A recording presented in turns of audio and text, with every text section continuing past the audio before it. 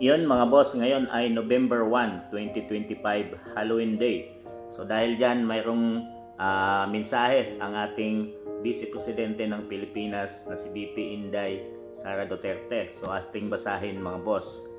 Sa ating pagunita ng undas, naway sa puso natin ang tunay na diwa at panampalataya, pagpapahalaga sa mga santo at maalab na pag-alala sa ating mga yumaong mahal sa buhay.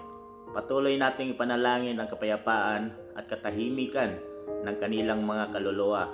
Sana'y maging inspirasyon ang kanilang alaala sa bawat hakbang natin sa buhay. Ngayong undas, naway manaig ang pagkakaisa at pag-asa sa bawat pamilyang Pilipino.